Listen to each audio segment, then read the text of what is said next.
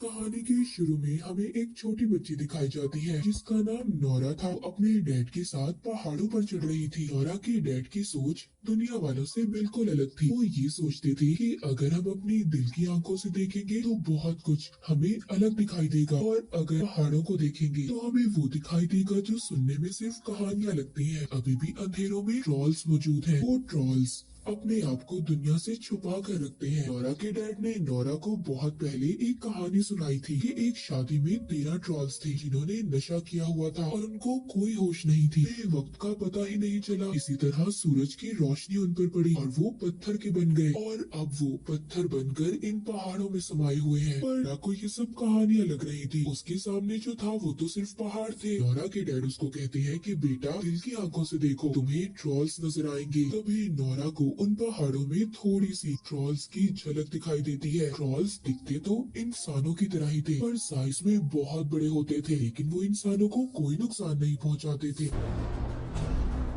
तो कहानी थोड़ी सी आगे बढ़ती है। नोरा अब बड़ी हो चुकी थी। वो एक प्रोफेसर थी और अपनी टीम के साथ एक जगह पर खुदाई कर रही थी, पर उनको खुदाई के दौरान कोई भी कीमती चीज नहीं मिलती। उनकी टीम वहाँ पर 6 महीने से खुदाई कर रही थी, पर उनको वहाँ पर अभी तक कोई भी बड़ी चीज नहीं मिली थी। टीम के लीडर भी नोरा को समझाते हैं कि अब हमें यहाँ से चले जाना चाहिए, पर नोरा अभी भी थोड़ा सा और वक्त चाहती थी, क्योंकि उसके डैड ने उसे यही सिखाया था कि बेटा, अपने आप पर भरोसा करना चाहिए। उसको किसी की भी परवाह नहीं थी। वो खुदाई कर रही थी, तभी अचानक से जमीन में उसे कुछ दिखाई देता है। उनको बहुत बड़ी चीज मिली थी। दूसरी तरफ नॉर्वे के पहाड़ों में बारूद को सेट किया जा रहा था ताकि पहाड़ों को उड़ाया जा सके। कि वहाँ पर एक स्टेशन बनाया जा रहा था। जब बॉम्ब फटते हैं तो वहाँ पर बहुत बड़ा धमाका होता है। वर्कर्स जब टनल के अंदर चेक करने जाते हैं तभी उनकी तरफ कुछ आता हुआ दिखाई देता है। सभी वर्कर्स वहाँ से डरकर भाग रहे थे।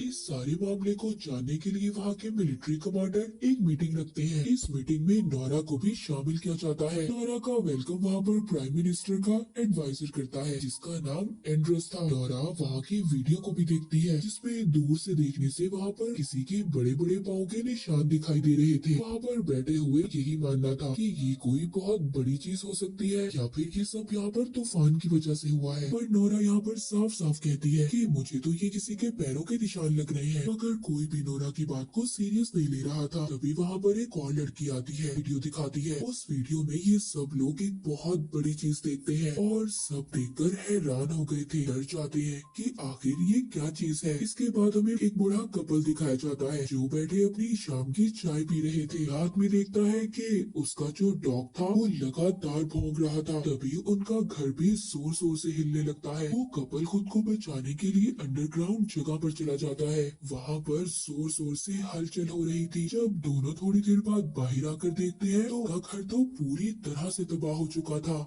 इस सारे मामले को जानने के लिए नोरा और एंड्रस को इनके पास भेजा जाता है। रास्ते में जाते हुए एंड्रस नोरा से उसके डैड का पूछता है। नोरा बताती है कि मेरी मॉम तो बहुत सालों पहले मर चुकी है और मेरे डैड जिंदा है। मेरे डैड की सोच दुनिया से बिल्कुल अलग है, इसीलिए वो बिल्कुल अकेले रहते हैं। एंड्रस नोरा को अपने बारे में भी बताता है कि उसे एक राइटर बनना था पर वो नहीं बन पाया। यही बातें करते हुए अब वो उस बूढ़े कपल के पास पहुँचते हैं जहाँ पर उन्हें एक कैप्टन मिलता है। वो बताता है कि कोई नदी को पार कर कर आया और दूर पहाड़ों की तरफ चला गया और 3 किलोमीटर तक उन्हें बड़े बड़े पैरों के निशान मिले हैं, फिर जिसके बाद पैरों के निशान गायब हो गए।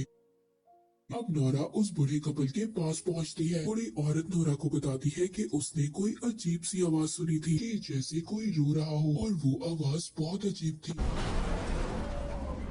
लेकिन अचानक से गायब हो गई। इतनी बड़ी चीज अचानक से कैसे गायब हो सकती है। उस बूढ़ी औरत की बातें सुनकर एंड्रस और अपने साथ कैप्टन को लेकर अपने डैड के पास चली जाती है कि नोरा के डैड ने पहाड़ों को करीब से देखा था और पहाड़ों को इतने अच्छे तरीके से नोरा के डैड के अलावा कोई नहीं जान सकता था। अब जब नोरा अपने डैड के पास जाती है तो नोरा के डैड के घर में ट्रॉल्स की बहुत ज्यादा तस्वीरें थी। नोरा के डैड बताते हैं कि बहुत सालों पहले काम चल रहा था तभी पहाड़ों में से कुछ निकला था पर उसको साबित करना बहुत मुश्किल था। उस वक्त गवर्नमेंट ने सारे सबूतों को मिटा दिया। तभी नोरा कहती है कि आज भी पहाड़ों से कुछ निकला है। डैड उसको बताते हैं कि कई हजार साल पहले ट्रॉल्स ऐसे ही खुले आम फिरा करते थे। कोई भी इंसान अगर ट्रॉल्स के साथ कोई ताल्लुक रखता था तो उस इंसान को सजा दी जाती थी। कई साल पहले भी ट्रॉल्स बाहर आए थे और नोरा के डैड ने उनका पता लगा लिया था। नोरा के डैड को पागल साबित कर उन्हें पागल खाने भेज दिया गया। जिसके बाद नोरा अपने डैड के साथ उसी जगह पर जाती है जहाँ से पैरों के निशान खत्म हो गए थे। नोरा के डैड पत्थरों को गौर से देख रहे थे। नोरा एंड्रेस और कैप्टन के साथ दूर खड़ी अपने डैड को देख रही थी, जिस पर वो दोनों कह रहे थे कि तुम्हारे डैड की हालत और ज्यादा खराब लग रही है, कि दिमागी हालत ठीक नहीं है। नोरा को भी यही लगता था कि उसके डैड कहानियों में बिल्कुल गुम हो चुके हैं। अपने डैड के पास जाती है और उन्हें समझाने की कोशिश करती है, पर तभी उसे अजीब सी स्मेल आ रही थी। वहाँ पर अचानक से काले बादल छा जाते हैं। जब पीछे मुड़कर देखती है तो उसे एक आंख नजर आती है। सच में एक बहुत बड़ा ट्रॉल था। ट्रॉल उनके सामने खड़ा हो रहा था। कैप्टन जल्दी से सबको वहाँ से ले जाता है और यहाँ से निकलते हुए वो अपने कैमरे में सबको ये वीडियो वहाँ पर मिलिट्री कैंप में दिखाते हैं। किसी को भी देखकर आंखों पर यकीन नहीं हो रहा था। नोरा के डैड अब भी ट्रॉल्स की बात ही कर रहे थे, पर अभी किसी को भी उनकी कहानियों पर यकीन नहीं था, इसीलिए उनको वहाँ से बाहर निकाल दिया जाता है। नोरा यहाँ पर सब बातें समझने के लिए उनसे थोड़ा टाइम मांगती है। वहाँ की प्राइम मिनिस्टर नोरा से कहती है कि हमारे पास इतना वक्त नहीं है कि तुम इन सब बातों को समझोगी, और हम उस वक्त तक का इंतजार करेंगे जब तक तुम समझोगी कि वो क्या चीज है। वो चीज हमें तबाह कर देगी। अब आगे का काम मिलिट्री ही संभालेगी। वो जो भी चीज होगी उसको मार दिया जाएगा। कैप्टन के पास जाती है। वो कैप्टन से कहती है, क्या तुम हमें अपने साथ नहीं लेके जा सकते? मैं भी तुम्हारे साथ जाना चाहती हूँ। को इस बात की इजाजत तो नहीं थी कि वो इन तीनों को साथ लेकर जाता, लेकिन फिर भी वो नोरा की बात मान लेता है। मिलिट्री उन्हें ट्रॉल की लोकेशन बताती है कि वो कहाँ पर है, जिसके बाद सभी वहाँ पर पहुँच जाते हैं। वहाँ पर सब फौजियों को भेज दिया जाता है। वहाँ पर सबको ट्रॉल का इंतजार करना था। वहाँ पर डैड उससे माफी मांगते हैं क्योंकि नोरा के डैड ने उसे कभी टाइम नहीं दिया था। उसके डैड के होते हुए भी उसने ऐसी जिंदगी गुजारी कि जैसे उसका इस दुनिया में कोई ना हो। और नोरा कहती है कि मैं अकेली नहीं हूँ, डैड अभी मेरे साथ है। इसके बाद वहाँ पर ट्रॉल आ जाता है, लेकिन वो अपनी जगह पर ही रुक गया था। उसको पता चल गया था कि इर्द गिर्द लोग हैं। वहाँ पर ट्रॉल को देखते ही फायरिंग करने का हुक्म दे देता है, पर उस फायरिंग से ट्रॉल को कुछ भी नहीं हो रहा था। उल्टा ट्रॉल को बहुत ज्यादा गुस्सा आ जाता है। वो वहाँ पर इन पर हमला कर रहा था, जिससे वहाँ पर बहुत सारे फौजी मारे जाते हैं। एंड्रस नोरा और उसके डैड के साथ एक पत्थर के पीछे छुप जाता है। के साथ एक फौजी भी था जो क्रिश्चियन था। तभी वो ट्रॉल उस फौजी को उठाकर खा जाता है जो क्रिश्चियन था। ये सब देखकर नोरा के डैड कहते हैं कि जो ट्रॉल्स होते हैं वो क्रिश्चियंस को पहचानते हैं, उनको सूंघ सकते हैं। जिसके बाद वो उस ट्रॉल के सामने जाते हैं और उसको कहते हैं कि शांत हो जाओ, हौसला करो, रुक जाओ यहीं पर। हैरानी की बात ये थी कि वो ट्रॉल उनकी बातों को समझ रहा था और काफी हद तक वो पुरसुकून हो जाता है। तभी कुछ फौजी दोबारा से ट्रॉल पर हमला कर रहे थे। दोबारा से ट्रॉल को गुस्सा जाता है और वो वहाँ पर कुछ फौजियों को मार देता है। तभी ट्रॉल यहाँ पर गलती से नोरा के डैड को भी मार देता है। जब वो ऐसा करता है तो वो अपने दुख का इजहार कर रहा था और नोरा के डैड को देखकर वहाँ से चला जाता है। ये काफी अजीब बात थी। नोरा के डैड को बहुत चोट आई थी। वो आखिरी सांस ले रहे थे। कहते हैं रॉयल पैलेस और घर, ये कहकर वो मर जाते हैं। अपने डैड को भी खो दिया था। उसका अब इस दुनिया में कोई भी नहीं था। अगले दिन कैप्टन नोरा को बताता है कि एक हवाई हमला करने वाली है, जिससे उन्हें बहुत ज्यादा नुकसान हो सकता है। नोरा अब ट्रॉल पर सर्च करने लगती है। उसको पता चलता है कि ट्रॉल्स को चर्च की घंटियां बुरी लगती थी, इसीलिए वो चर्च पर हमला करते थे। नोरा अब इन सब बातों को सामने रखती है। कैप्टन भी नोरा का साथ देता है। अब वहाँ पर कमांडर की बात को सामने रखते हुए उसे एक मौका देने का सोचते हैं, क्योंकि अगर इतने नुकसान को रोककर ट्रॉल्स को रोका जा सकता है तो ये उनके लिए एक अच्छी बात थी।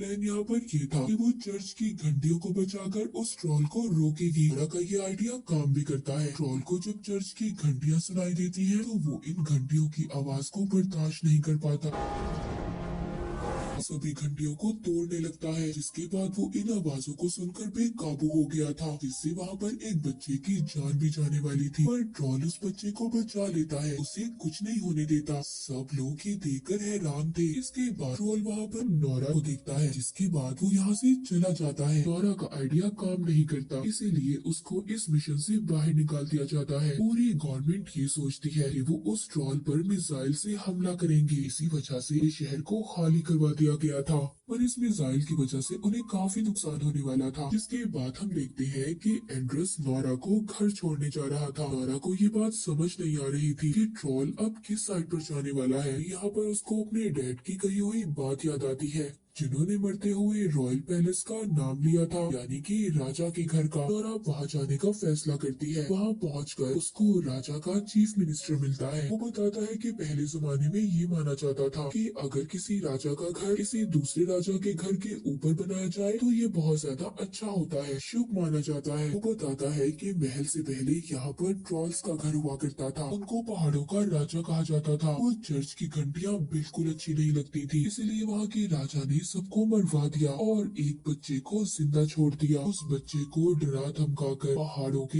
अंधेरों में भेज दिया गया ताकि वो वहाँ पर मर जाए। वो ट्रॉल इसीलिए यहाँ पर आना चाहता है। सालों के बाद वो उठा है, वो अपने घर वापिस आना चाहता है। वो मिनिस्टर वहाँ पर उनको गुफा में कुछ कंकाल दिखाता है जो सभी ट्रॉल्स के थे। जब वहाँ के कंकाल पर रोशनी करती है तो हिस्सा पत्थर का बन जाता है और उसको यहाँ पर वो कहानी याद आती है जो उसके डैड ने सुनाई थी, जो 13 ट्रॉल्स के साथ हुआ था। जब उन पर रोशनी पड़ी तो वो पत्थर के बन गए थे। कहानियों में भी यही लिखा गया था कि रोशनी उनके दुश्मन, इसीलिए ट्रॉल्स पर अगर तेज रोशनी पड़ती थी तो वो पत्थर के बन जाते थे। नोरा कैप्टन को कॉल करती है और उसको अपना प्लान बताती है कि कैसे ट्रॉल को मारना है ताकि उनको बड़े से नुकसान को झेलना न पड़े। एक बहुत खुले मैदान की तरफ आने का कहती है और साथ ही बहुत बड़े सोलर सिस्टम का भी इंतजाम करने का कहती है। इसके बाद नोरा और एंड्रस अपनी गाड़ी के अंदर उस छोटे बच्चे के कंकाल को रख लेते हैं, जिसको राजा ने डरा धमकाकर दोबारा से गुफा में भेज दिया था, जो ट्रॉल ही था, ताकि वो जो बड़ा ट्रॉल है उसको देखकर उनका पीछा करे ताकि वो उसको मैदान की तरफ लेकर जा सके। थोड़ी ही देर बाद रेडियो पर भी ये अनाउंसमेंट हो जाती है कि कुछ देर के बाद मिसाइल्स को छोड़ा जाएगा। नोरा को यहाँ पर अपने प्लान को कामयाब करने के लिए इन मिसाइल हमलों को रोकना था, इसीलिए यहाँ पर एड्रेस अपने एक साथी को कॉल करता है ताकि वो सारे सिस्टम को हैक कर सके। वो ऐसा ही करती है और सारे सिस्टम को हैक कर लेती है, जिसके बाद सारे मिसाइल्स बंद हो जाते हैं।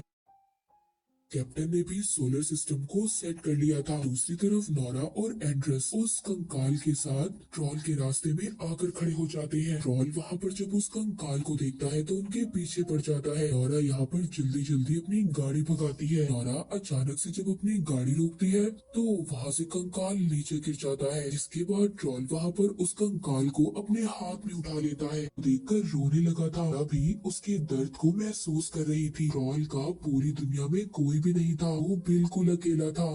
तभी वो कंकाल नीचे गिरकर टूट जाता है। अब गुस्सा आ रहा था और गुस्से से वो नोरा और एंड्रेस के पीछे पड़ जाता है। नोरा भी बहुत तेजी से गाड़ी चला रही थी ताकि वो ट्रॉल से बच पाए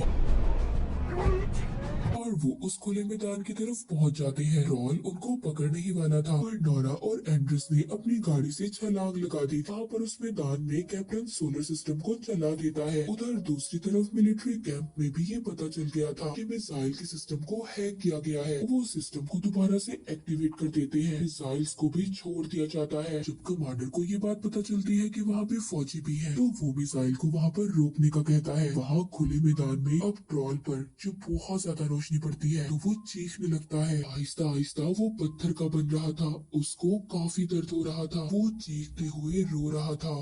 तभी यहाँ पर नोरा को एहसास होता है कि ये सब गलत कर रहे हैं। पहले भी उनको मारकर उनका सब कुछ छीन लिया गया था, जबकि वो लोगों के लिए कोई खतरा भी नहीं थे।